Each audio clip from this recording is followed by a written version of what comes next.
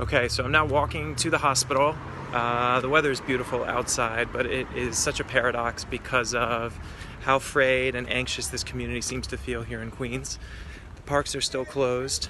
Some people are walking outside, but they are certainly keeping their distance.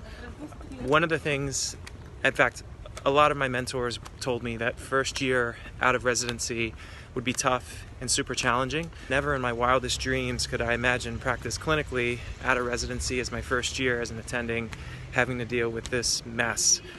But we're pushing through. It feels inspiring going into work and fighting off the wolves. I'm about ready to walk into the ED, and we'll see what the situation's like. I heard that our volume is just exploding, and we have so many people in the hallways that are all COVID positive. Things are just totally crazy right now. Everyone is COVID positive in these hallways. All you hear is oxygen. I'm seeing young patients, old patients, people of all age ranges who are just incredibly sick. And you can even hear it now, that as I'm walking through patient rooms in the hallway, you just hear oxygen, the sound of the pulse ox. And so I'm taking a step outside. Sun. This is the brand new tent that we've set up. It's meant for surge, which means patients for which there is no space in the emergency department will come in here.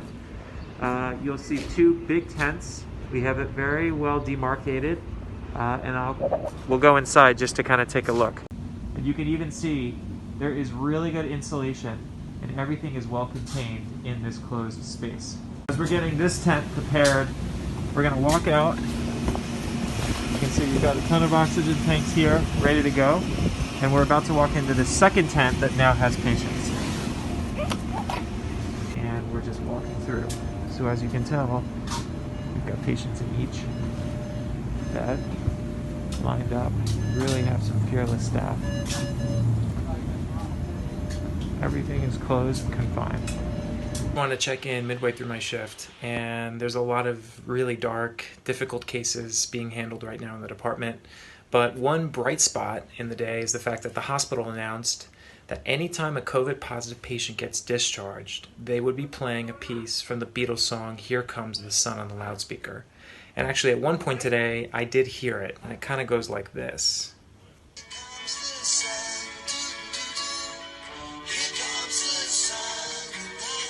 And it's actually one of my favorite Beatles songs.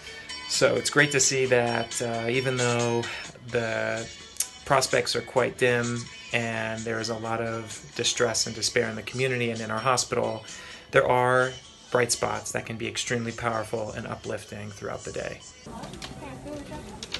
So I just finished my shift. Here comes the fun part, which is decontaminating my entire body, including the things I'm wearing and washing my face. But one thing that I did take away from this shift and noticed in particular is that a lot of my patients who are super sick are actually male.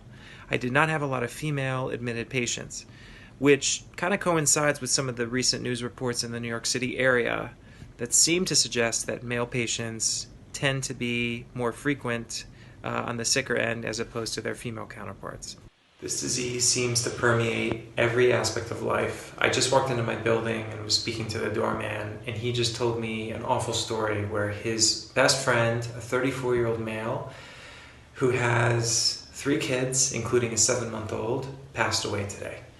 He has no medical problems, and he died after spending a week in the hospital and returning home finally yesterday.